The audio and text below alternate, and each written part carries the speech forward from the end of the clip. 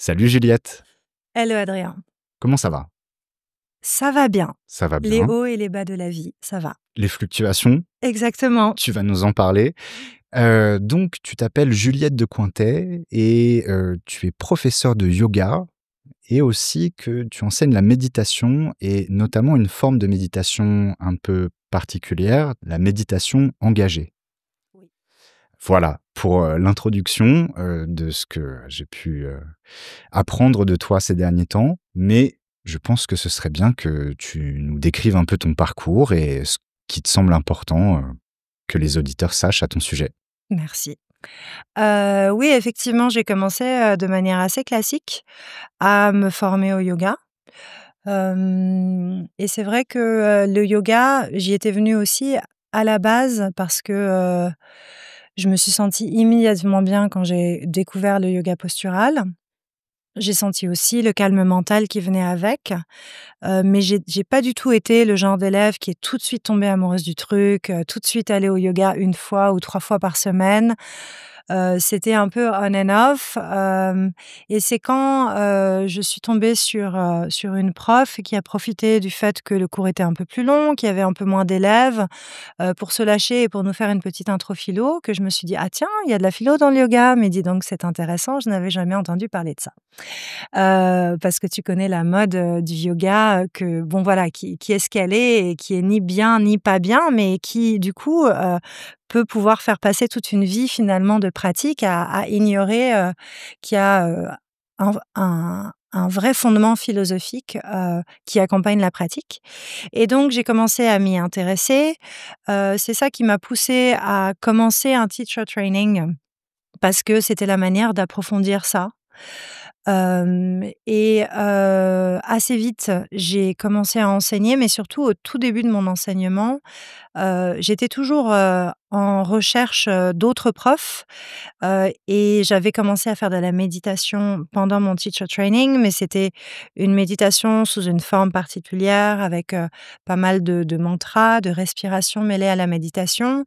Et j'ai découvert, un petit peu par hasard, une méditation, avec une forme un petit peu plus dépouillée et une technique un peu plus minimaliste, le zazen, donc la méditation telle qu'elle est pratiquée, dans le bouddhisme zen. Et surtout, à cette occasion, j'ai découvert un prof qui était à la fois un prof de yoga et un prof de méditation et de philosophie zen. Et il était intéressant pour moi parce que déjà, il faisait les ponts entre ces 2 philosophies et il faisait ce travail de recherche historique et philosophique, de comprendre, où étaient les intersections, comment est-ce qu'elles pouvaient se nourrir ou quelquefois, s'opposer ou se contredire, mais quelquefois aussi se compléter l'une l'autre. Et surtout, j'y ai trouvé quelque chose qui me manquait, dans la communauté yoga dans laquelle je me trouvais et dans les cours de yoga tels que je les prenais et tels qu'on m'avait appris à les donner.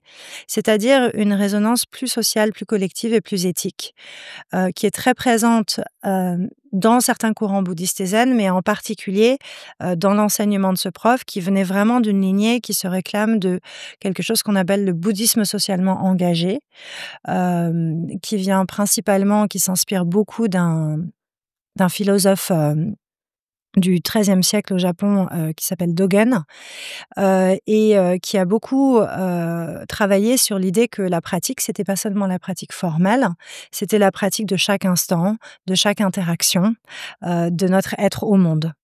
Et donc évidemment, c'est un boulevard, quand, les profs zen commencent à arriver aux États-Unis dans les années 50-60, dans ce contexte de changement social, de culture, de paix, d'éveil aussi, à l'écologie et cetera. Et c'est vrai qu'il y a des lignées de profs là-bas, qui sont, particulièrement, actives sur ce champ du bouddhisme socialement engagé et dont mon prof, qui était canadien, venait.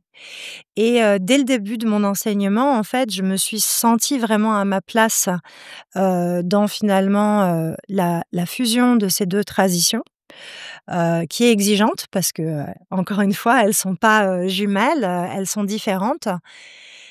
Et ça a pris le temps, comme tout prof le long de son enseignement. Je suis un peu longue, mais je m'arrêterai là parce que Non, non, du mais coup, c'est j'ai très bien. enseigné pendant 10 ans, donc je peux pas résumer ça en 2 secondes, Mais mais là, c'est les fondements, quoi. exactement. Et donc j'ai commencé à incorporer de plus en plus de philosophie à ma pratique.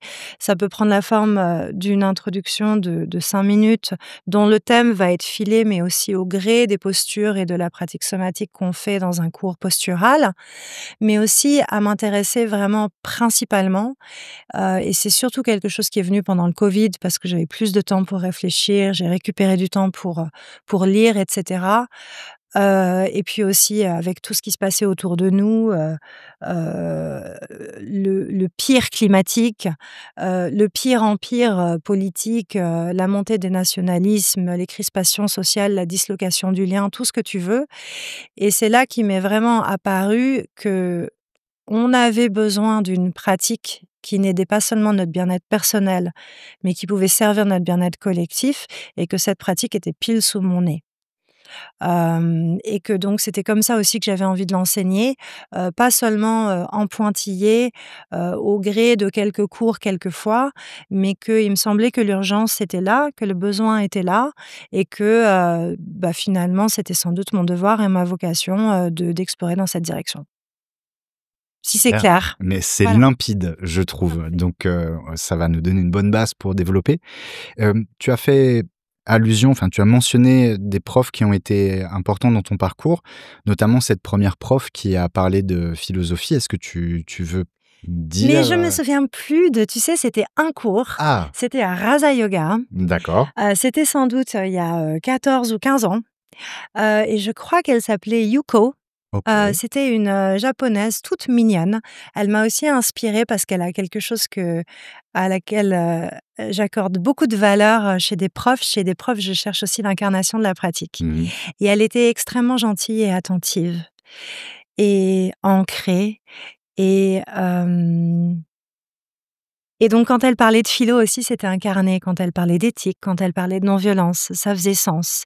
Et du coup, je pense que c'est aussi pour ça que ça a cliqué. Donc elle m'a laissé un souvenir, tu vois, presque non verbal aussi. Mmh. Et ensuite, quand je suis revenue et que j'ai demandé de ses nouvelles, elle était partie, je crois. Elle avait eu un enfant, elle était partie. OK, Mais c'est juste quelqu'un qui a planté une graine, tu vois? c'est ça. Donc peut-être elle va nous écouter, je sais pas. Eh ben, bonjour Yuko. Yuko qui a enseigné chez Rasa, je ne sais pas où tu es, mais voilà. Je Mmh, m'appelle Juliette et merci. mais parce qu'il y a des rencontres parfois, hein, qui sont, ponctuelles, mais Ouais. qui changent beaucoup, hein. Donc, effectivement, comme tu le dis, si c'était à la fois un discours articulé et incarné, mais ça a Elle nous a suffi à fait les 8 inspirer. branches. Elle nous OK, a fait les 8 branches, de Patanjali. OK. Est-ce que tu peux expliquer ce que c'est, ces 8 branches de Patanjali? Oui, alors, tu À veux que ta je te fasse manière. le cours d'histoire? Bah, en résumé et puis surtout ce qui est intéressant, c'est de voir toi comment tu le vis puisque c'est des choses qui Elle sont nous a elle nous a elle nous a elle nous a parlé, si tu veux, du fait que asana faisait partie de 8 branches, mais que donc ces postures, déjà, n'étaient pas le seul aspect de la pratique. mmh Qu'il pouvait y avoir pranayama, la respiration, piatra piad Pratyahara. pratyahara, pardon, le travail sur les sens, et surtout ceux qui m'intéressent particulièrement, dharana, dhyana, samadhi. Dhyana, zen vient de dhyana, en fait. Mmh. Donc cette absorption méditative et moi, si tu veux, j'ai complètement découvert ça. Donc je me suis un peu, penchée sur ces aspects.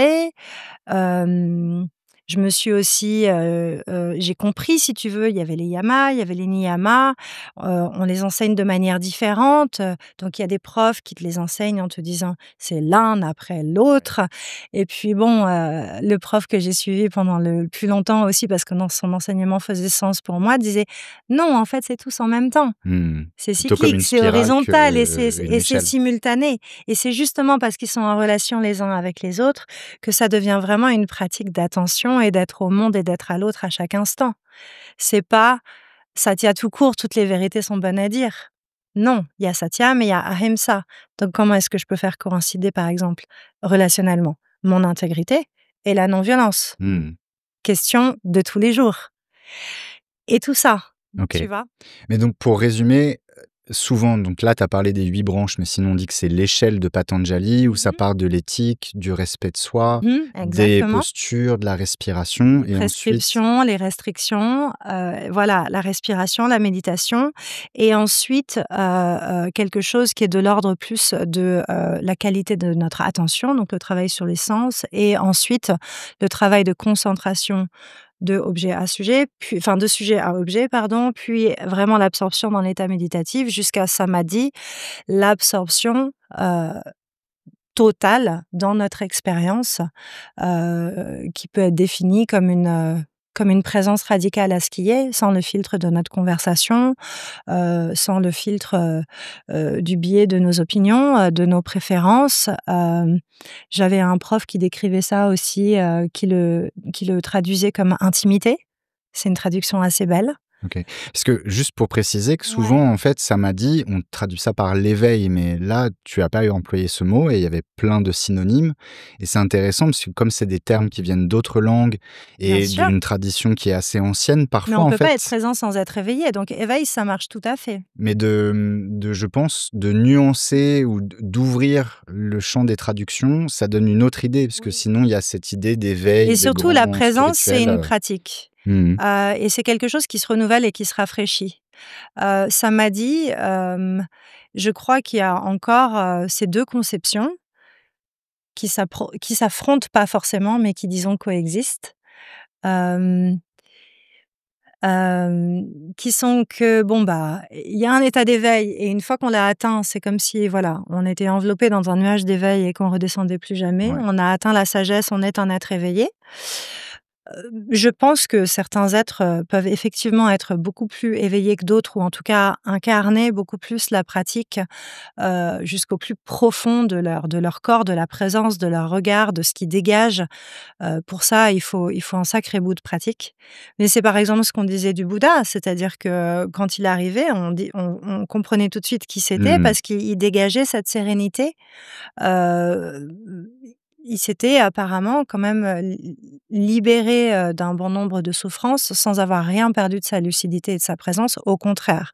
Donc effectivement, on peut parler de l'éveil et des éveillés et il y a aussi, toute, une tradition de ces figures, dans les traditions yogiques, dans les traditions aussi, hindouistes et cetera. Mais il y a aussi cette idée, très intéressante et sans doute plus adaptée, à nous, Mmh. pratiquants laïcs, non renonçants, non monastiques, engagés dans une vraie vie, dans un vrai monde fait de contradictions, d'interactions permanentes et surtout, nous tenant sur un sol mouvant et sans cesse changeant. Une des conditions de notre vie, c'est l'impermanence. Et ce samadhi, c'est comme s'il était sans cesse, sous la surface. Il surgit et puis il peut repartir. C'est notre capacité finalement, c'est comme Bouddha, c'est la racine de Bouddha, c'est l'éveil, c'est être éveillé, c'est notre capacité à nous éveiller. Mais elle est tout autant présente que notre capacité à être des somnambules ou Mmh. à nous absenter. Et donc, c'est l'éveil, mais c'est un éveil et une présence, qu'il faut sans cesse, cultiver puisque nos conditions changent en permanence et que nous-mêmes changeons en permanence. Et donc c'est quelque chose qui me plaît, déjà parce que ça casse un peu cette idée de hiérarchie ou de transcendance verticale comme ça. Tu montes les échelles et puis à un moment tu es éveillé et puis bon quoi. Mmh. Tu restes en haut de l'échelle. Oui, il y a quelque chose comme ça. Il y a beaucoup il y a beaucoup de gourous, par exemple, qui misent sur ce statut d'éveillé, ça rend, la discussion, ça rend la pensée critique, ça rend le rapport à l'autorité, en tout cas à la leur, un peu compliqué.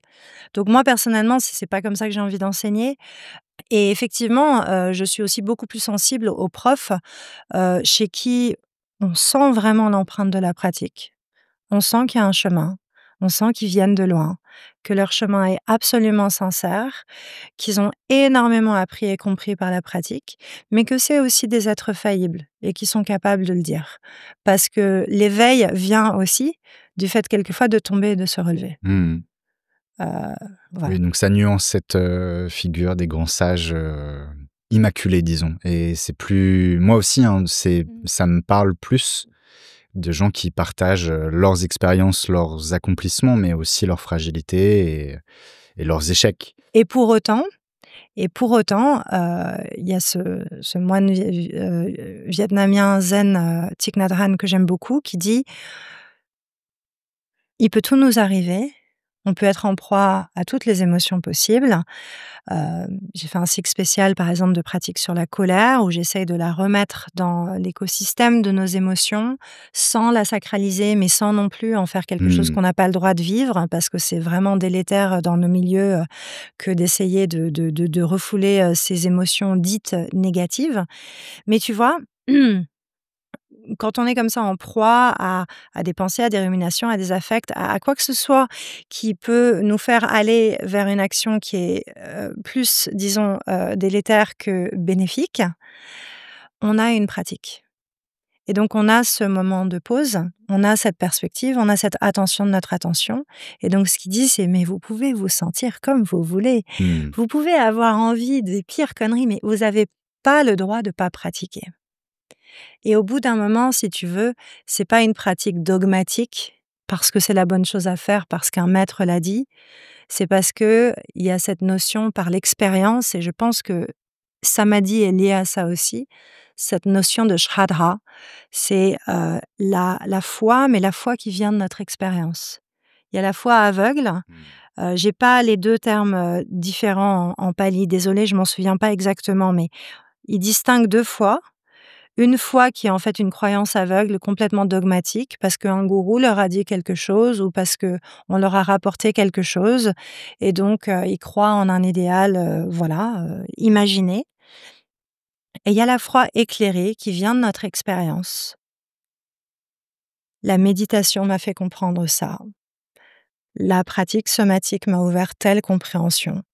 J'ai appris peu à peu par mon corps, par mes postures, par mon attitude, par ma compréhension de moi-même, des relations, etc., de l'impermanence, que je n'étais pas condamnée au chemin étroit de Mmh. mes conditionnements, que je pouvais ouvrir d'autres voies, d'autres manières d'être au monde. Et peu à peu, cette petite transformation, cette petite ouverture de notre angle, on part tous avec une perspective assez resserrée et puis on l'ouvre. Tout ça s'ouvre, respire un peu mieux, et c'est cette foi-là dont je parle. En nous, en notre expérience et en notre capacité à changer et donc à nous éveiller. Mais qu'il faut sans cesse Remettre refaire. l'ouvrage sur le métier, quoi. Toujours, Mmh. toujours. Alors justement, merci déjà De et moi ce qui m'intéressait, c'était de voir comment parce que tu as parlé des postures, du travail somatique et peut-être que c'est pas la bonne formulation, mais comment tu arrives à faire passer cette philosophie dans le corps des gens? En fait, tout est relation. Pour moi, c'est pas très différent. En fait, la manière dont on interagit avec, soi-même en méditation assise, quand on va développer une attention de notre attention, s'apercevoir qu'on s'éloigne en conversation ou en monologue et se dire: «Ah non, tiens, revenons à la Mmh. respiration». C'est changer de relation, c'est apaiser la relation, c'est choisir de redonner la place belle aux sensations, au moment présent, à la respiration. C'est aussi se rendre compte qu'on a le choix, qu'on n'est pas obligé de se laisser emporter par une pensée, mais de revenir. Et ça n'a rien de différent avec la manière dont on se comporte avec nous-mêmes dans une posture. Dans une posture où on travaille notre flexion avant, heu, est-ce qu'on est dans la non-violence ou est-ce qu'on est dans l'écoute du corps et dans le respect de l'espace librement donné? Hem, Est-ce qu'on utilise la posture et notre relation au sol, à notre respiration, à ce qu'on est capable de comprendre de notre capacité à apporter du soin et de la douceur dans la manière dont on se traite et dont on est à notre posture? Là, notre être au monde, c'est notre être à la posture. C'est un petit microcosme qu'on crée sur nos tapis et qui est finalement, la même conversation que ce qu'on a avec tout le reste. Et donc, dans cette relation-là, pareil, comment est-ce qu'on se comporte? Comment est-ce qu'on répond? Ou est-ce qu'on est en réaction? Est-ce qu'on est présent ou est-ce qu'on est absent? On compte les secondes jusqu'à ce que ça se termine, on se flagelle parce qu'on n'est pas assez souple, parce qu'on sait Mmh. ce qu'on a l'habitude de faire. Enfin, tu vois, tous les Ouais, ouais, scénarios ouais. possibles. Au début, on commence tous comme ça et puis au bout d'un moment, avec un peu de chance, on bifurque. Et c'est exactement pareil qu'en méditation. Quand tu pars en retraite, tu as des heures et des heures et des heures pour te rendre compte que tes scénarios, ils sont répétitifs, ils sont pas intéressants, ça fait 20 ans que tu te les trimbales, que peut-être à un moment tu peux les lâcher et que ce sera pas plus mal. Tu vois, au bout d'un moment, il y a ce phénomène d'usure, surtout quand on débute, qui vient, qui est un peu ingrat, mais qui nous permet de lâcher et d'ouvrir d'autres voies. Mmh. Et dans la pratique, somatique, c'est exactement pareil finalement. Tu tires, tu pousses, tu te bats, tu te laisses un peu emmener dans la frustration.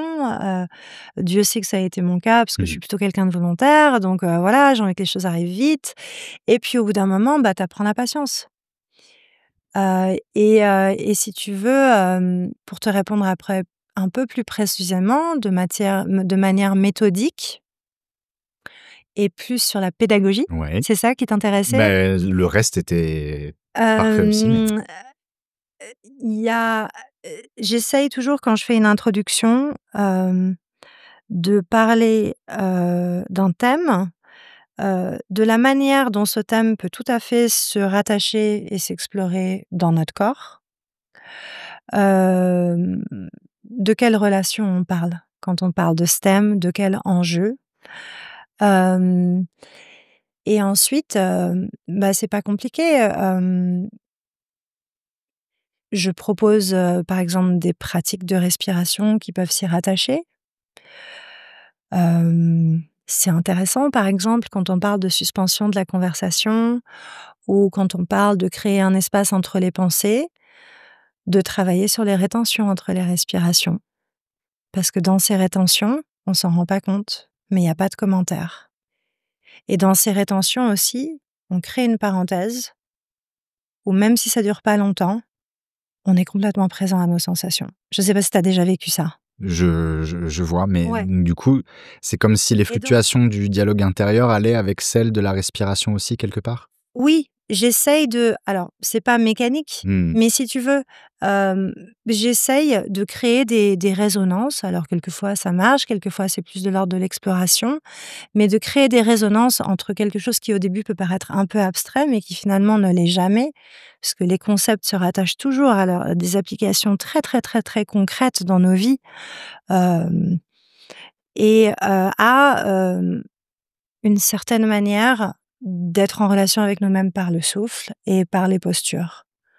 Hem et donc peut-être que dans chacun de mes cours, il y aura un Trikonasana, la posture des triangles, Mmh. la bien nommée, mais selon le thème qui est abordé, mettons, notre capacité à l'ouverture et à la réceptivité ou alors, notre capacité à prioriser, l'aisance dans la pratique ou alors au contraire, si on se concentre sur trouver, le juste équilibre entre stabilité et engagement, entre action et non-action, et ben, je vais guider ce Trikonasana légèrement différemment.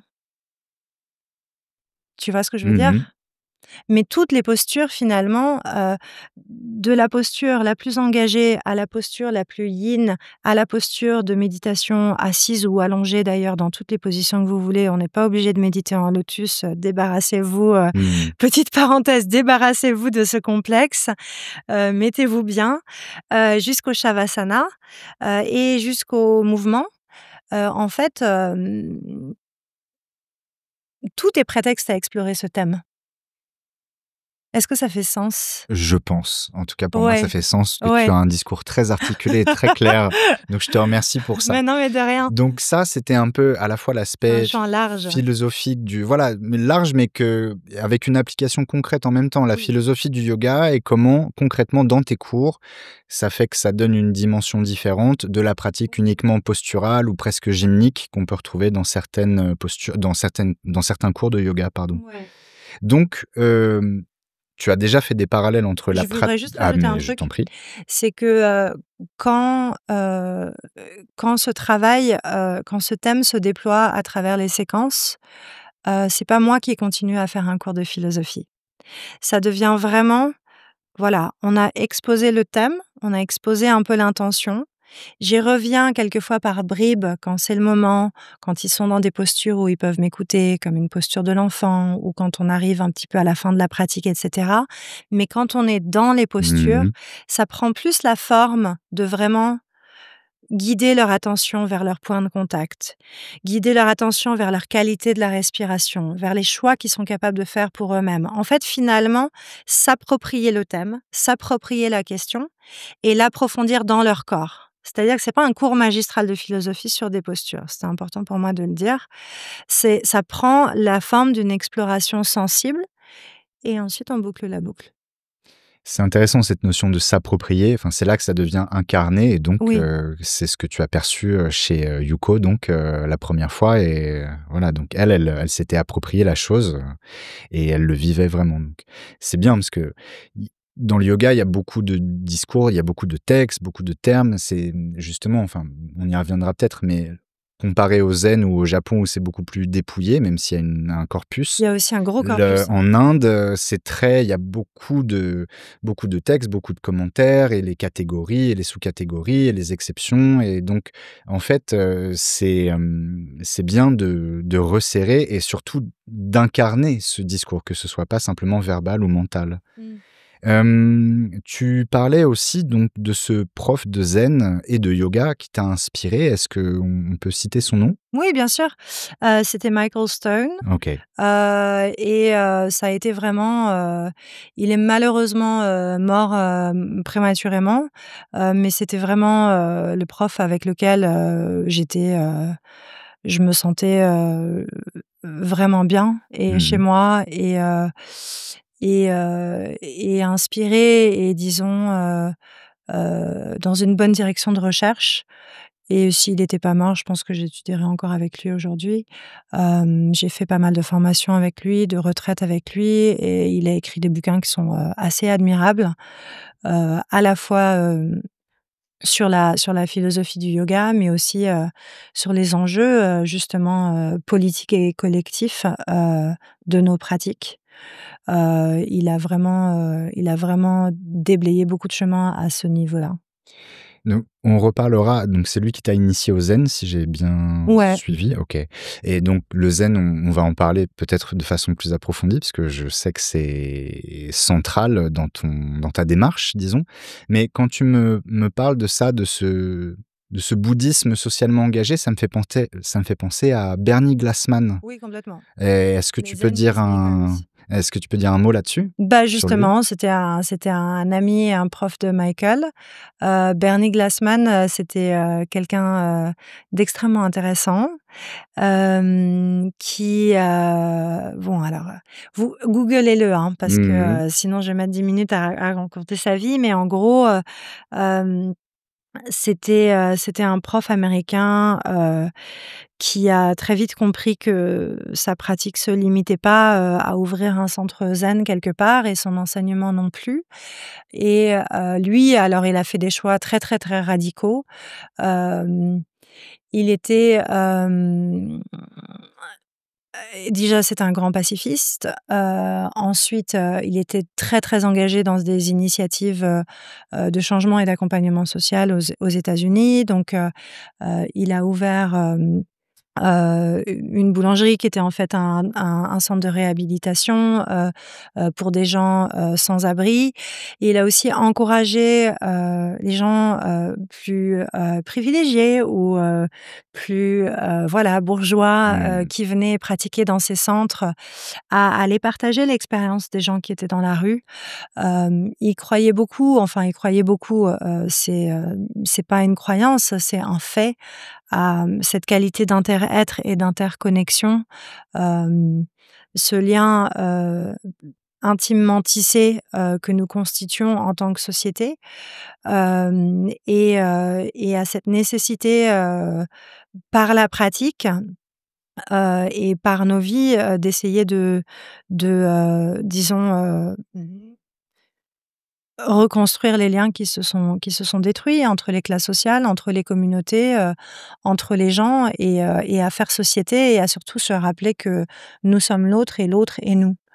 Nous ne sommes pas séparés du tout, et donc il œuvrait beaucoup, au rapprochement, et puis ensuite il a fait des trucs encore plus radicaux, assez controversés. Moi, j'ai pas d'avis là-dessus parce que je n'ai pas, vécu l'expérience, mais il y a carrément eu des retraites de méditation à Auschwitz, donc c'est compliqué. Mais voilà, il y avait en fait, il avait 3 principes. Il y a 3 principes dans les Zen Peacemakers.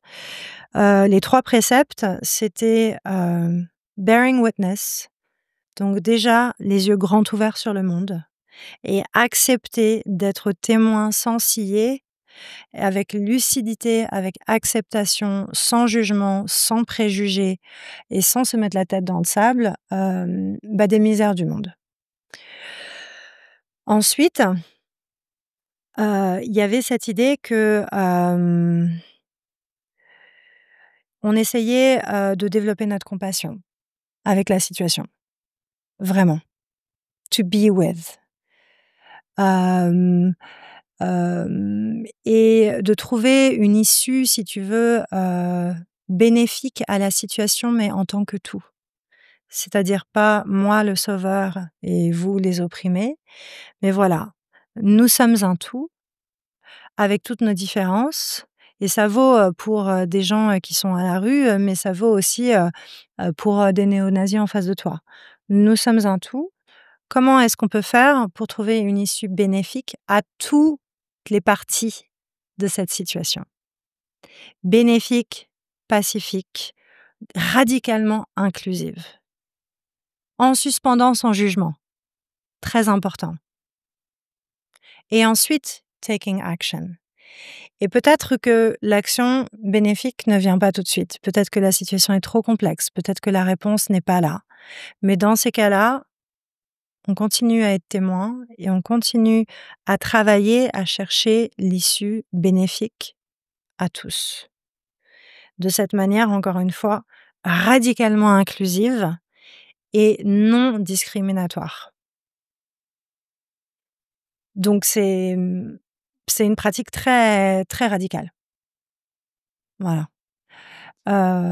Mais c'est intéressant, on y reviendra sûrement à cette notion que, donc d'être inclusive et donc d'accepter aussi ce qui est désagréable ou ceux qui nous apparaissent comme désagréables, et que ça vient un peu diluer, assouplir ces notions d'identité et de questionner ses propres valeurs et je pense que ça trouve, un écho C'est pas particulier, nécessairement les valeurs. Pardon, je t'ai coupé. bah, que justement, enfin, qu'il y a un moment où si on a des convictions, ce qui me paraît être une bonne chose, il y a un moment où si ça peut être excessif et ça peut venir alimenter le conflit, en tout cas dans mon expérience et donc justement de se distancier un peu de ça sans forcément les abandonner ou mais les questionner en C'est tout pas cas. c'est pas les convictions qui alimentent le conflit. Ce serait quoi tu penses? C'est la manière dont on les défend. C'est la manière dont on essaye de les imposer. En fait, en vrai, la notion de bien commun, elle tombe relativement sous le sens. Il y aura toujours, des dominants qui essayent de s'accrocher à leurs privilèges pour plein de raisons. Il y a des gens, qui nous donnent l'impression d'être le mal incarné. Aucun d'eux n'est né comme ça, hein. On est tous le produit d'un certain conditionnement et donc ces valeurs, de respect de la vie, hem, de, de respect du vivant, de respect de l'humanité, la plus primaire de la personne en face de nous, une certaine, égalité sociale, pardon, c'est un peu gauchiste, mais bon, enfin, tu vois? D'une égalité des chances, disons, au bonheur, à une juste place dans la société, à la non-discrimination, en tout cas sociale et cetera. Ces valeurs-là, on a des ressources, on n'est pas du tout obligé de les abandonner. Mais ensuite, la manière, c'est, comment est-ce qu'on lutte pour? On peut, choisir de désigner un groupe de personnes en disant, heu, que ces gens-là, n'ont rien compris, sont des connards de fachos complètement irrécupérables. Bon, le fait est qu'eux aussi ont des affects, des sentiments, eux aussi ont eu un certain chemin de vie qui les a menés là. Très, très bizarrement, c'est leur manière à eux d'essayer d'être heureux. Un peu comme nous, tu vois? Et surtout, en fait, au-delà de toutes ces raisons, ils font partie de notre société, ils font partie de notre réalité. Et donc, au nom de la non-discrimination, est-ce qu'on va les discriminer? Mmh. Tu vois? C'est exactement l'argument de la peine de mort. Tu vas pas tuer quelqu'un parce qu'il a tué. Bon, et donc comment est-ce qu'on peut, hem, lutter et défendre et incarner et faire advenir, un monde qui ressemblerait un peu plus à ses valeurs, hem, sans s'asseoir dessus au passage? Mmh. Parce c'est facile de tomber dans l'écueil de dire: «Vous voyez, eux, Mais bien sûr. si on les dégage, tout ira mieux». Mais en fait, Non, c'est une guerre des tranchées, mmh et parce moi qu'ils sont j'essaie pas de du tout intégrés à la solution. Ils attendent dans un coin en rongeant leurs freins. On voit là les backlash incroyables qu'il y a eu après, quelques dizaines d'années de progrès, sociaux, féministes, tout ce que tu veux. C'est une guerre des tranchées permanente. mmh. Alors moi, j'ai pas la solution, mais je suis persuadée qu'elle existe et qu'on est une bébé humanité qui l'a pas encore trouvée.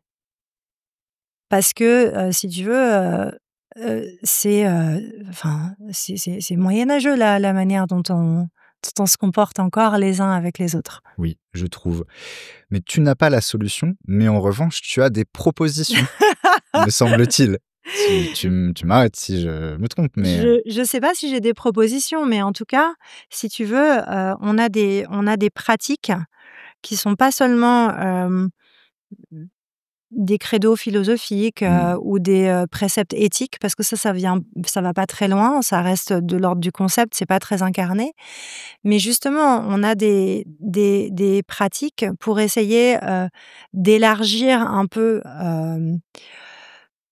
nos réponses, nos identités, notre capacité aussi à trouver des réponses créatives et à trouver finalement d'autres chemins pour aller inventer des nouvelles luttes et une nouvelle manière d'être ensemble.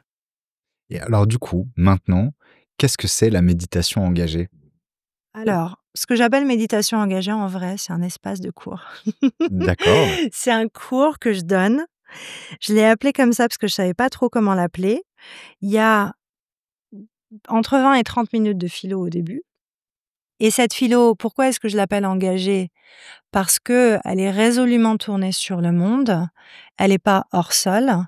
S'il se passe quelque chose comme les législatives, un peuple français entier qui pète un câble avec des familles, qui s'égorgent, tu vois, Mmh.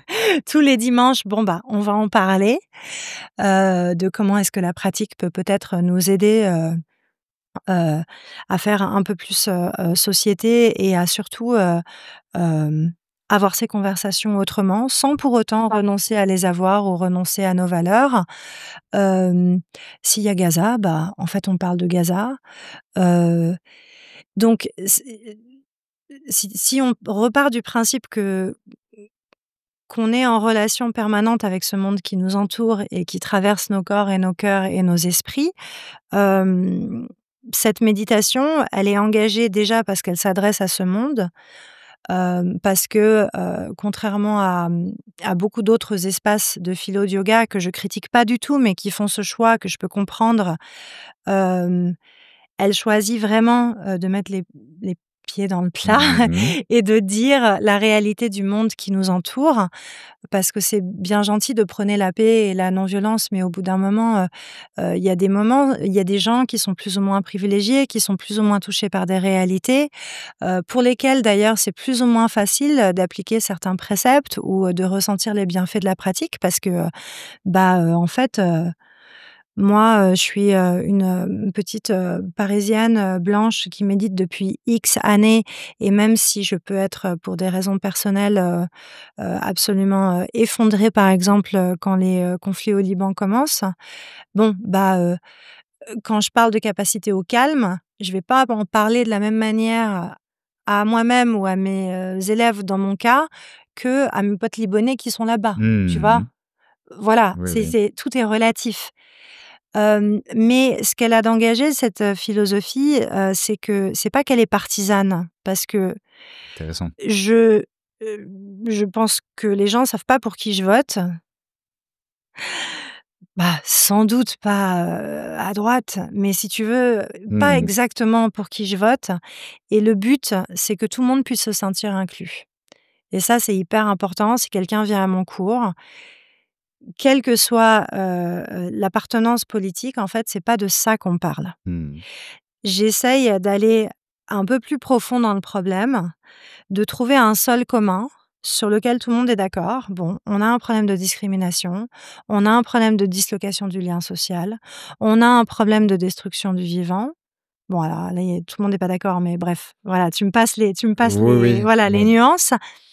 Hem, comment est-ce qu'on peut non seulement garder les yeux ouverts dessus, garder les ressources attentionnelles, mais aussi énergétiques pour essayer de travailler dans la bonne direction? Et surtout, comment est-ce que nos pratiques d'attention et de corps, qui sont des pratiques de soins, qui sont des pratiques de conscience de soi et qui sont donc des pratiques qui ouvrent de nouvelles perspectives de relations, de réponse et d'être au monde, résonnent avec des philosophies beaucoup plus actuelles? Parce que, dans ces 20-30 minutes de philosophie engagée, et ben, on va se rendre compte que tiens, il y a peut-être une résonance entre, je sais pas moi, le concept de, ASEA ou aparigraha, donc par exemple le non-attachement ou ne pas prendre ce qui ne nous est pas librement donné, et la culture du consumérisme. Et donc là, il y a des sociologues qui ont des trucs très intéressants à nous dire. Il y a des écologistes qui ont des trucs très intéressants à nous dire sur Santosha, le contentement, savoir Oui. apprendre à vivre avec moins, et cetera. Et donc, c'est pour ça que c'est engagé, c'est parce que c'est dialoguant, c'est croisé, ça circule. Et ensuite, la méditation qui suit, elle va résonner avec le thème, mais globalement, ce sera toujours plus ou moins de la méditation dans une tradition assez minimaliste dont je t'ai parlé, qui est le Mmh. zazen. Parce que, je considère que c'est important de rester, sur cette technique pour beaucoup de raisons. Que tu vas nous exposer tout de suite, Juliette. C'est tu J'entends venir ta Hein, question. voilà, du coup, tu fais toi-même, l'animation et les transitions. Pardon! Non, c'est merveilleux justement, mais je me disais: «Bon, comment je vais pouvoir placer le truc sur l'explication du zen?» Et tu as trouvé, la transition parfaite. Mmh. Donc maintenant je trouve que ça s'articule assez bien parce que effectivement, il y avait cette dimension du yoga, la philosophie du yoga, le zen engagé, enfin Notre le attention est politique de toute façon. Donc, l'engagement de notre attention est très important. Il y a aussi ça dans le terme d'engagement. OK. La méditation est une pratique d'engagement. Heu, Notre attention est une marchandise absolument précieuse, une ressource, qui vaut très cher pour Mmh et certaines qui est personnes et pour nous exploité, aussi, et qui est oui, beaucoup qui est très exploitée. précieuse, oui. Et s'il y a une pratique qui est une pratique d'attention, c'est quand même la pratique de la méditation. Alors du coup, parle-nous du zen maintenant, puisque ce Alors, flow, merveilleux nous je a amenés jusque-là. je vais pas, faire ici un cours sur, la philosophie zen, pour 2 raisons. Déjà, parce qu'elle est assez complexe et qu'elle se résume pas en 3 mots. Ensuite, parce qu'il est généralement déconseillé, hem, de se faire une idée de la pratique avant de pratiquer. Intéressant. Oui, on essaye, d'être dans l'expérience de la pratique, et de la pratique vient la compréhension, et ça se passe pas dans l'autre sens. Parce que, c'est aussi une mauvaise manie qu'on a nous, occidentaux, intello, que de vouloir tout de suite acheter 10 bouquins sur le sujet. On a été accroché par une idée, ça fait sens, on est complètement, amoureux de ce qu'on a entendu, et du coup, on va lire 15 000 bouquins sur le truc, mais c'est Dogen dans les instructions au cuisinier zen qui disait, c'est comme, finalement, lire la recette sans jamais faire le plat ni même le goûter. Oui, Tu vois? je vois tout à fait. C'est ça, et surtout, encore pire, ça nous donne une idée intellectuelle de la pratique qui est forcément soumise, à nos biais cognitifs, à nos conditionnements, à nos espoirs, à nos préférences, à notre subjectivité, et la pratique est aussi là, pour nous rendre un peu plus malléables à tout ça. Pour venir, créer, des petites failles et de la petite porosité là-dedans. Pour, nous donner la capacité, d'être surpris, voire de nous surprendre nous-mêmes. Donc on cherche pas à créer une histoire en plus, heu, que la pratique ensuite, va chercher à rattraper ou à égaler. Tu vois ce que je veux dire? Oui. Heu, on veut pas que la pratique devienne une performance pour essayer d'atteindre cet idéal qu'on Mmh. a lu dans un bouquin.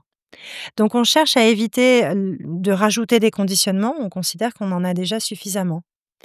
Et dans ce même esprit, c'est pour ça que la pratique, est une technique, vraiment minimaliste où fondamentalement, l'ancrage de notre attention sur le moment présent, c'est le minimum syndical.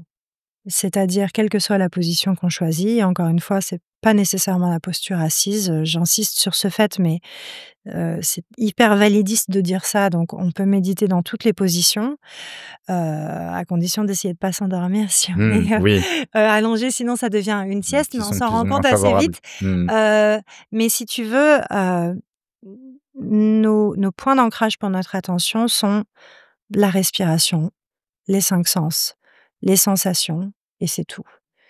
Une ouverture totale, présente, sans cesse répétée et retrouvée, parce qu'à la base de la pratique de la méditation, il y a ce terme en pali qui s'appelle sati et qui veut dire revenir, se remémorer. Donc c'est normal de s'absenter, mais notre pratique consiste à revenir et justement à, faire apparaître en nous cette attention de notre attention.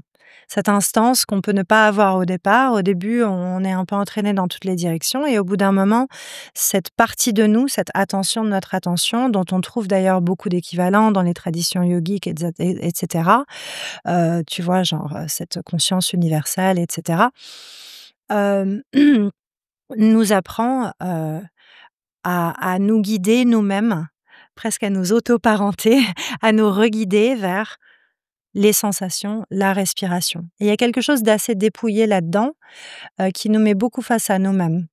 Contrairement à d'autres techniques de méditation, contre lesquelles je n'ai rien, mais il se trouve que moi j'ai pratiqué cette technique et je m'y suis engagée et j'ai décidé d'y rester parce que j'ai senti que c'était ce qu'il me fallait et c'était ce que je pouvais trouver nulle part ailleurs. Mmh. Dans aucune pratique posturale, dans aucune pratique de respiration. C'était vraiment, heu, la pratique ultime de présence, complètement minimaliste, dépouillée et du coup, forcément un peu plus difficile que si j'avais, par exemple, un mantra à me répéter ou si je commence à,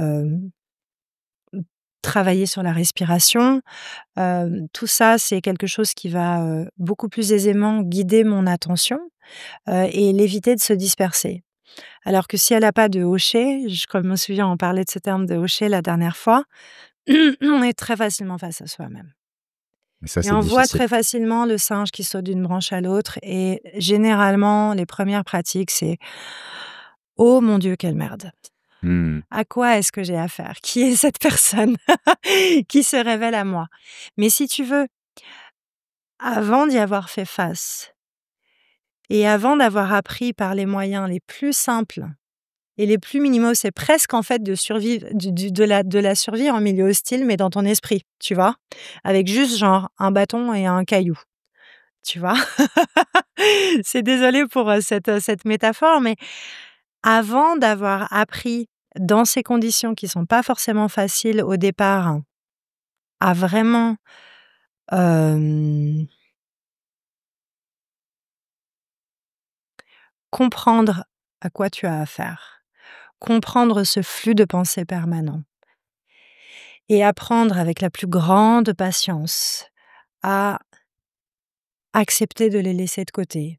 À revenir dans cet instant un petit peu vertigineux où tu es à la fois présent, mais où la conversation n'est pas là, donc ton esprit est complètement, tu vois, comme s'il était suspendu dans le vide. C'est assez paniquant cette sensation au début. Mais si tu veux, si tu n'apprends pas ça par toi-même et sans béquille,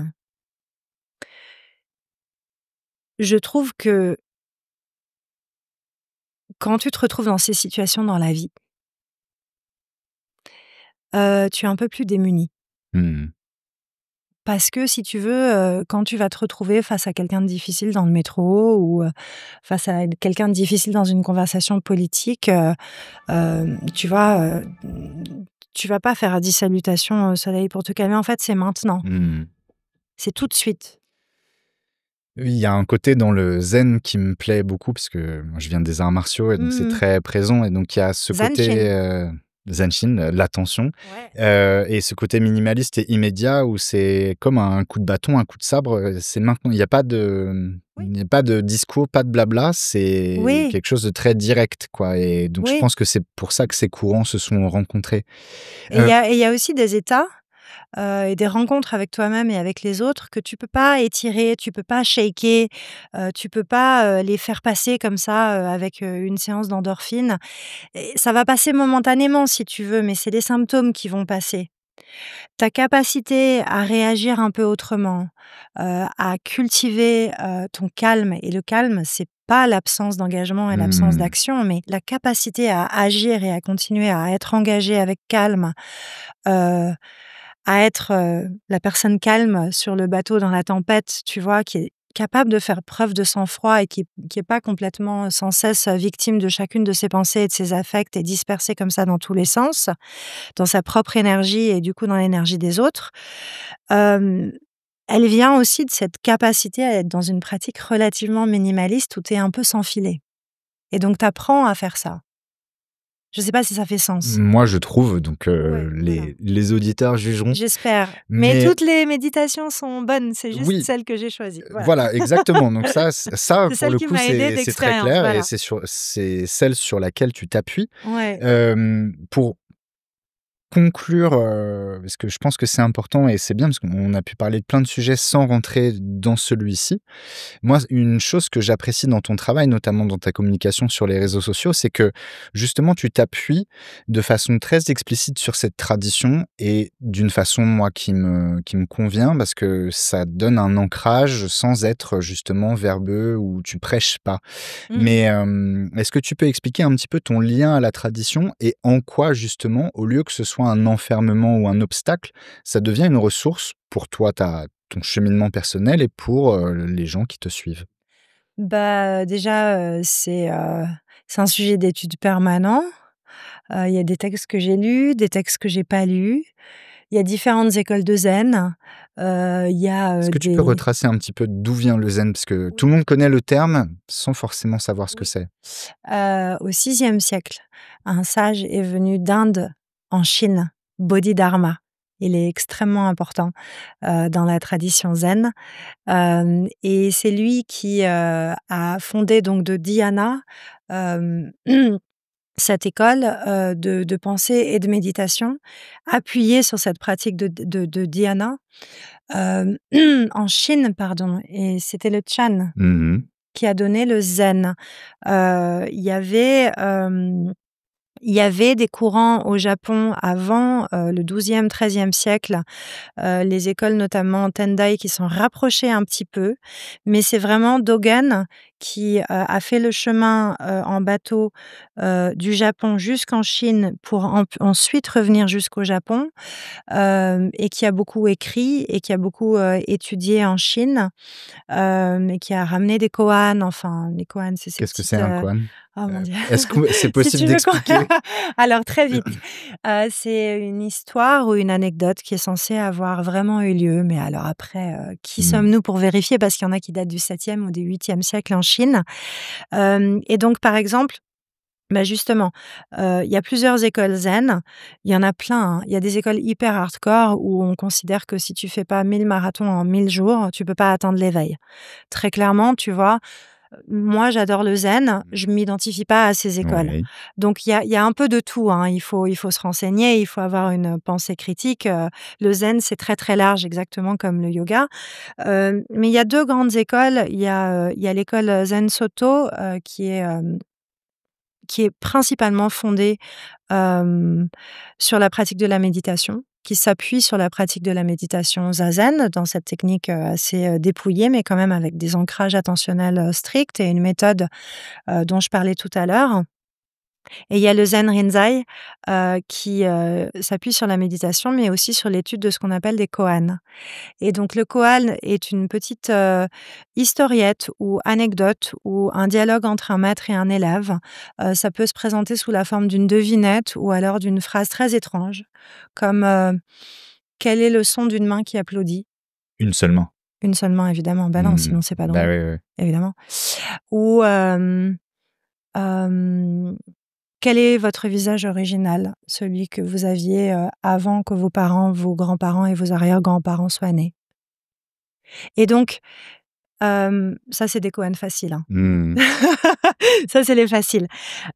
Mais un koan, c'est donné à un élève par un maître et l'élève, reste dessus pendant des années.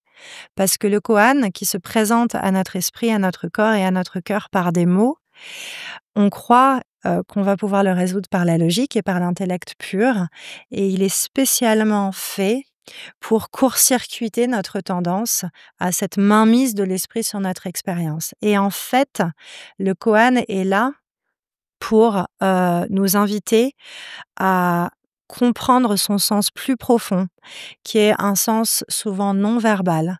On le porte dans notre corps, on le porte dans notre pratique pendant des années et à un moment, une compréhension spacieuse et non verbale s'ouvre. Mais à chaque fois qu'un élève arrive vers son maître en disant: «Ah, j'ai compris!» et lui fait une Mmh. dissertation sur le truc, c'est vraisemblablement qu'il a pas compris. Ça, c'est l'étude du koan. Donc ça passe, généralement, je sais pas, par plutôt une action, un geste, qui Non, non, pas c'est juste les forcément? mots qui court-circuitent les mots. Encore une fois, avant d'avoir fait l'expérience du travail sur un koan, Mais je veux c'est dire la compliqué réponse de de définir. l'élève, il manifeste qu'il a compris la ou qu'il a trouvé la solution plutôt par sa façon d'être que par le discours qu'il va avoir sur le Oui, et koan? quelquefois, il y a aussi des histoires d'élèves qui viennent voir leur maître et qui disent, «Ça y est, j'ai compris» et le maître le regarde et dit: «Oui». Mmh. Quelque Il y chose a encore une beaucoup de fois choses. d'immédiat et de direct Il et y a beaucoup de choses. Il y a beaucoup d'écrits zen qui sont, très, très, très, précis. Et très, très, très intellectuel. Il y a ce paradoxe de vouloir mettre beaucoup de mots sur justement une pratique qui nous emmène au-delà des mots et qui nous invite, à considérer notre intellect comme quelque chose d'extrêmement précieux, mais à ne pas trop nous y attacher non plus, à ne pas en être l'esclave. Et il y a aussi, des mots et des écrits qui sont extrêmement opaques, et ambigus et qui sont presque faits en fait, volontairement. Mmh. pour nous décourager de les comprendre. Et donc ça, c'est le koan. Mais je crois qu'on a perdu la question de base. C'est pas très grave, c'était intéressant. Hem, C'est non, tu me disais, c'est quoi le zen? Mon rapport au zen. ouais, ton Je rapport au finis zen. dessus Eh quand ben, même 2 secondes. magnifique, C'est conclusion. voilà, c'est une étude permanente et tu me disais que j'y faisais souvent référence. Pour moi, j'essaye, de n'utiliser enfin, de n'enseigner et de ne partager du zen que ce que je crois à peu près comprendre. Mmh mh. Qui est encore une petite partie, mais aussi beaucoup ce que je comprends à travers la pratique, qui pour le coup là commence à s'accumuler et être assez longue et je vois aussi en moi le chemin parcouru et justement parce qu'on parlait du koan, l'encouragement c'est toujours approfondir la question. On a une question, comment est-ce que je peux l'approfondir? Aller au-delà de la question et de la réponse. Toujours approfondir la question, approfondir la question, approfondir la question et c'est pour ça peut-être que ça te semble non dogmatique et que ça te semble ouvert et que ça te semble intéressant, c'est que je me garde d'essayer d'asséner des certitudes. Heu, c'est pas la prof que j'ai envie d'être, je suis assez contre les dogmes et la parole unique et ensuite, je priverai les élèves ou les lecteurs, des connaissances ou des compréhensions, qu'ils peuvent cultiver par eux-mêmes et qui sont les plus précieuses et les plus importantes et les seules qui comptent. Et c'est vraiment à la racine de l'enseignement zen. Il y a quelquefois, des vieilles histoires, d'élèves qui posent des questions à leur prof et le prof juste répond pas ou répond à côté. Mais c'est pas du mépris, Mmh, oui, c'est oui. parce qu'il faut que l'élève trouve par lui-même. Je comprends. J'ai un prof comme ça, alors qui est influencé par le beaucoup la pensée japonaise d'une façon générale et donc je lui pose des questions et il me répond autre chose et donc au début ça m'agaçait et en fait j'ai compris qu'il y avait ça. Mais pourtant, il faut articuler un discours. C'est pour ça que Oui, j'écris, parce qu'on est dans une situation d'urgence où il faut que, autant que possible, la pratique puisse nous servir à répondre aux enjeux de notre temps. Donc j'essaye de respecter cet esprit, mais j'essaye d'articuler les choses, de manière à inspirer les gens à utiliser ces pratiques et à les ancrer dans leur vie et à faire partie des solutions plutôt qu'à faire partie des problèmes. merveilleux. On a tous la capacité à faire partie des problèmes et des Les solutions, solutions, hein. bon. On est tous égaux là-dessus, voilà. Bon, mais écoute, si c'est finalement le cœur de ta démarche, moi je trouve ça vraiment formidable et je te remercie pour ce que tu fais. On C'est mettra moi. les liens vers ton profil Instagram, vers ton Mmh. site en description, mais donc on peut te trouver sur les réseaux sociaux On peut me et trouver sur suivre les tes programmes de réseaux méditation engagés. exactement, et sur mon Yeah, site aussi. Mon site est très, très très, bien. très fourni. Il y a Il y aura beaucoup de tous les ressources sur le liens site, ouais. et si on veut aussi pratiquer le yoga avec toi, c'est possible à Paris C'est et lors de possible à retraites. Paris. Oui! Tu es engagée et active. Bah oui, mais on s'y voit Merveilleux. bientôt. On s'y voit. Mais oui, un petit Mais mot oui! sur le mais oui, pardon, excuse-moi, Écoute, j'étais voilà, parce que, en avril, tu vas en avril, tu vas enseigner à la retraite yoga et société, hein, puisque ouais, toujours dans ce thème-là, hein, il y a de la yoga constance et écologie, et ouais. voilà, donc là, il y a yoga et société, c'est le Idealistic Yoga Gang qui organise des retraites à thème, yoga et société, donc celui-là aura pour thème l'écologie, mais des choses sur le féminisme et quels Oui, il autres y a des thèmes? choses sur le féminisme, il y a des choses sur, avec d'autres profs évidemment, sur, la décroissance, sur, avoir un regard critique sur l'histoire du yoga, enfin il y a toutes sortes de voilà, toutes sortes d'angles et moi c'est l'écologie. OK, donc comment Voilà. relier, la pratique, encore une fois Ouais. physique, peut-être qui peut être une porte d'entrée pour beaucoup, moi c'était mon Mmh. cas, vers, des questions de société et le lien à l'autre. Je te Exactement. remercie, Juliette, parce qu'effectivement par les temps qui courent, ça me paraît plus que nécessaire, donc bravo pour ce que tu fais, Merci beaucoup. force à toi et à très bientôt. À bientôt. Merci. Merci.